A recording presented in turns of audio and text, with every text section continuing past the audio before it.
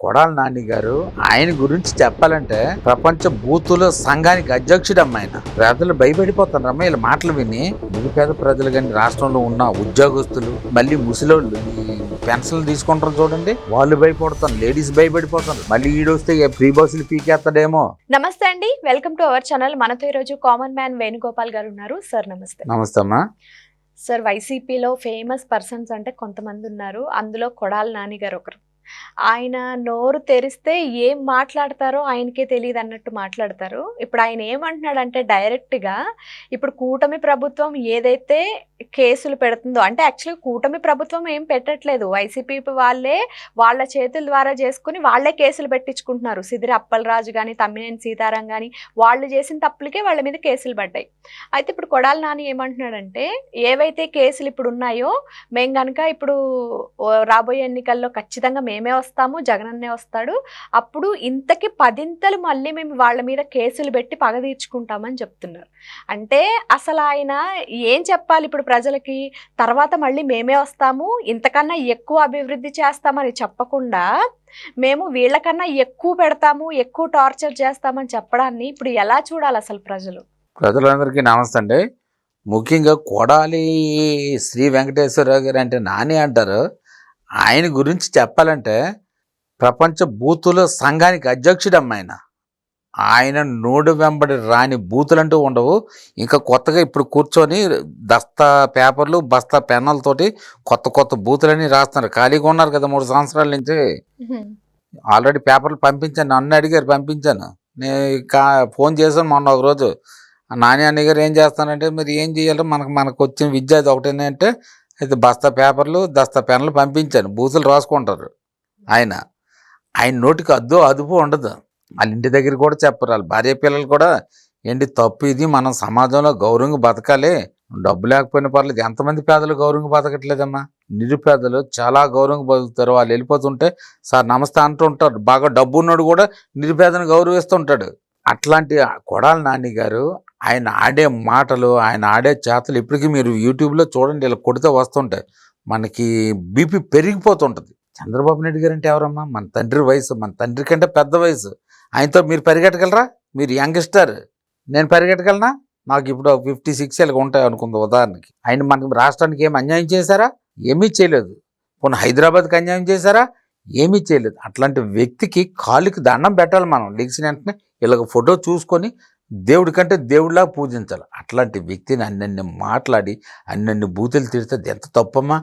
ఆయన్నే కదా, ఆయన కుమారుడిని యువగలం పాదయాత్ర చేశారమ్మా మన లోకేష్ బాబు గారు. చేస్తూ అడుగడుగున అడ్డంకులు సృష్టించారు వీళ్ళు. వీళ్ళకి తగిన మనిషిని దింపించారు అక్కడ. చంద్రబాబు నాయుడు గారు ఈయనకంటే తెలివైనడు. ఆయన చంద్రబాబు నాయుడు గారు మీరు తిట్టారు అనుకోండి చంద్రబాబు నాయుడు గారిని, ఆయన మిమ్మల్ని తిట్టడు. ఎవరు పాపనాలు పోతారు అని వదిలేస్తూ ఉంటాడు. అంటే దైవ సమానులు ఆయన. అట్లాంటి వ్యక్తికి వెనుగంటల రాము గారిని అని దించాం అక్కడ. దెబ్బకి అవుట్. 11 గంటలకే రిజల్ట్ వచ్చిందమ్మా అక్కడ. ముందుగా వచ్చింది మన గోరంట బుచ్చే చౌదరి గారిది వచ్చింది మొన్న ఎలక్షన్ రిజల్ట్. ఆ తర్వాత మహానుభావుడిదే పారిపోయాడు. అప్పటి నుంచి 3 సంవత్సరాలు అజ్ఞాతంలో గడిపాడు. అదే అజ్ఞాతంలో ఎలా గడిపాడంటే నేను ఇచ్చిన పేపర్లు పెన్ తోటి కొత్త కొత్త బూతులు రాసుకున్నాడు. మీరు కూడా హెల్ప్ చేయకపోయారా? మేము చేస్తుంటామండి, నాకు ఫోన్ చేస్తుంటారు. నేను బూతులో కొంచెం ఎక్స్పర్ట్గా అలాంటి ఇవి చేయను, బట్ ఆయనకి ఇస్తుంటాను. ఆయనకి అవసరం కూడా ఉన్నాను. ఎందుకంటే ఆయన ఎలాగమ్మా అధికారంలోకి వస్తాడు 2029లో? నేను మంచి చేస్తానంటే ఇప్పుడు ఏదైనా ఒక ఊర్లో ఒక సర్పంచ్ నేను వస్తే ఇవన్నీ కూలగొట్టేస్తానంటే సర్పంచ్కి ఎవడైనా ఓటేస్తాడా? నేను వస్తే మన ఊరికి మంచి భవనాలు కడతాను, మన ఊరు చెరువులు బాగు చేస్తాను, రకరకాల పరిసరాలన్నీ బాగు చేస్తానంటే సర్పంచ్కి ఎవరైనా ఓటేస్తారు. నేను వచ్చిన తర్వాత ఇంతకు 10 ఇంతలు చేరిస్తాను. ప్రజలు భయపడిపోతాను రమ్మ వీళ్ళ మాటలు విని. నిరుపేద ప్రజలు కానీ రాష్ట్రంలో ఉన్న ఉద్యోగస్తులు, ఎడ్యుకేటెడ్ పీపుల్స్, పట్టభద్రులు వీళ్ళందరూ వస్తే మళ్ళీ ఉద్యోగాలు పీకేస్తారేమో అని భయము. ఉద్యోగస్తులకి భయపడిపోతుండ్రు. మళ్ళీ ముసలోళ్ళు ఈ పెన్షన్లు తీసుకుంటారు చూడండి, వాళ్ళు భయపడుతున్నారు, లేడీస్ భయపడిపోతున్నారు.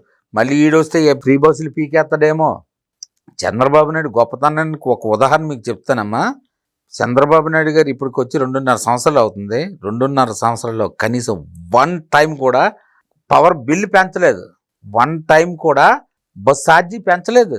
ట్రూ ఆఫ్ ఛార్జీలు అని ఉంటాయి కరెంట్ ఏపీ డిస్కమ్కి, అవి కూడా అసలు ఏమీ చేయలేదు. ప్రజలకు అంతా మేలే చేస్తారు. 2 చేతులు లేని వాళ్ళకి పెన్షన్, డయాలసిస్ పేషెంట్లకి పెన్షన్, వృద్ధులకి పెన్షన్, వికలాంగులకి పెన్షన్.